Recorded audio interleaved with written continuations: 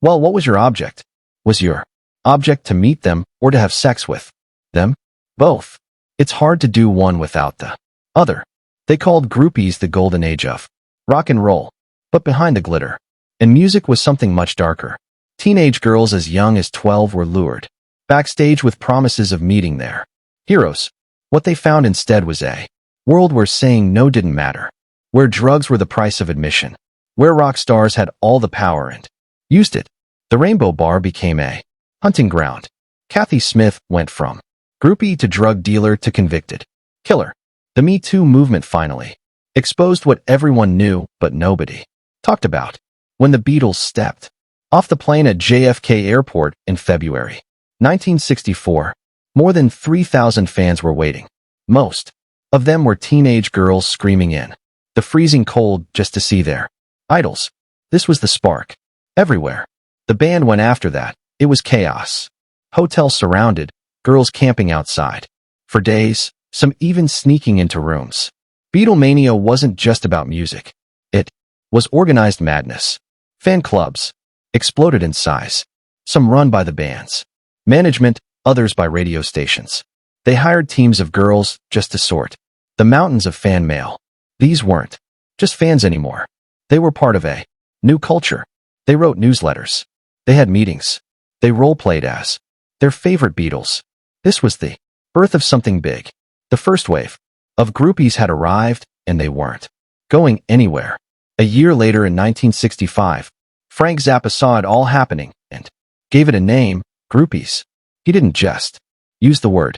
He studied it, played with it, turned it into music. He called it a kind of sociology. Some chicks dig truck drivers, he said. Ours go for rock musicians. For Zappa, it wasn't just sex. It was a shift in the culture. That same year, he recorded a song called Groupie Bang Bang. Although it didn't get released right away, but Zappa had started something. He was dragging this taboo idea into the spotlight. His work questioned everything about fame, desire, and power, and didn't care who got offended. Then in 1968, a Chicago art student took things even further. Her name was Cynthia Alberton, but the world would remember her as Cynthia Plastercaster. She had to make a plaster cast of something hard for a class. Instead of a statue or a bottle, she chose Jimi Hendrix's penis. It happened on February 25, 1968, right after he played 2 shows at the Civic Opera House. The mold got stuck. Rise kept calm for 15 long minutes. When it was finally done, the cast crumbled, but she glued it back together and kept going. Over time, she made more than 100 casts of rock icons like Eric Burton, Gene Simmons, and Wayne Kramer. Her work shocked some, fascinated others. It ended up in galleries. It became a Kiss song in 1977. Prize cast is now displayed at the Icelandic Philological Museum. What started as a student project became a wild intersection of sex, art, and fame. Also in 1968, Frank Zappa wasn't finished.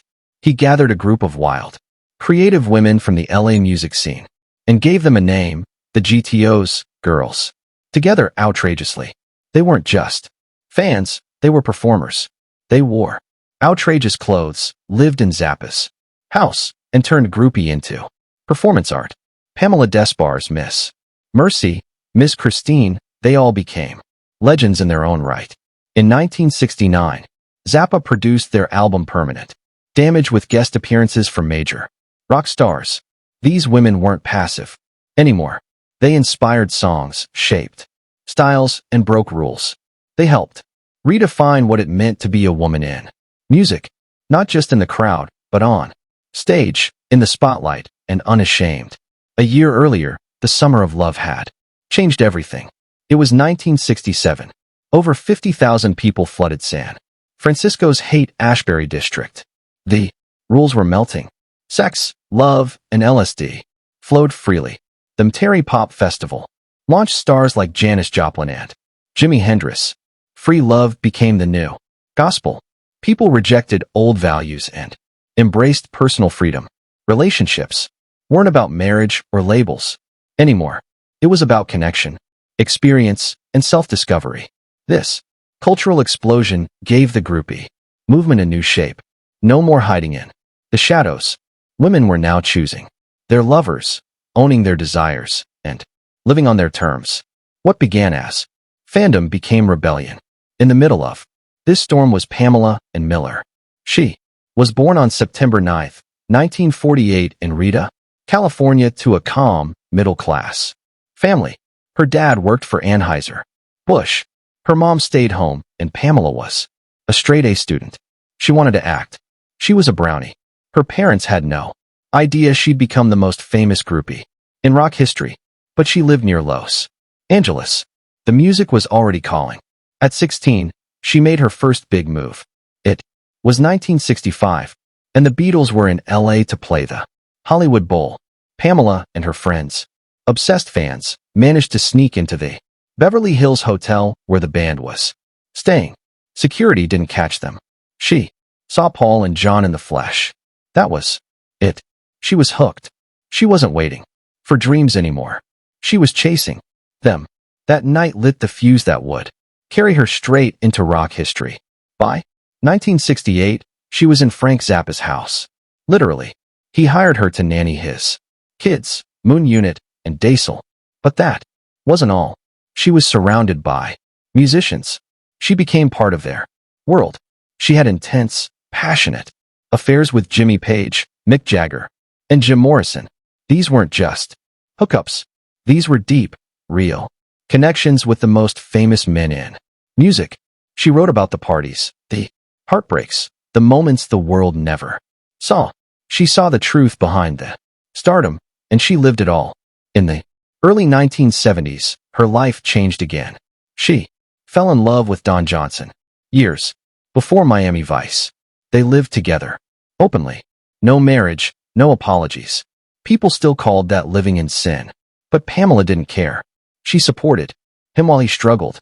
Their home became a meeting place for artists and rebels. All this time, she was writing it down.